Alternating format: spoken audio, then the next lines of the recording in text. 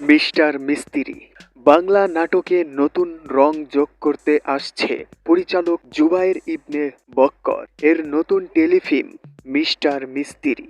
সম্প্রতি প্রকাশিত হয়েছে নাটকটির আকর্ষণীয় পোস্টার, যা ইতিমধ্যে দর্শকদের মধ্যে কৌতূহল সৃষ্টি করেছেন। নাটকটির কেন্দ্রীয় চরিত্রে অভিনয় করছেন সময়ের জনপ্রিয় অভিনেতা নিলয় আলমগীর ও মেধাবী অভিনেত্রী জান্নাতুল সুমাইয়া হিমি। দুজনের কেমিস্ট্রি পোস্টারে ধরা পড়েছে বেশ প্রাণবন্তভাবে। মিস্টার মিস্ত্রি এর গল্প ও নির্মাণে থাকছে হাস্যরস, রোমান্স এবং বাস্তব জীবনের নানা মজার মুহূর্ত। নাটকটির চিত্রগ্রহণ করেছেন ফুয়াদ বিন আলমগীর, আবহ সঙ্গীত সাজিদ দাস, সম্পাদনা ও রঙে কাজ করেছেন আগুন শুভ্র। প্রযোজনায় রয়েছেন কে শাহেদ আলী পাপ্পু।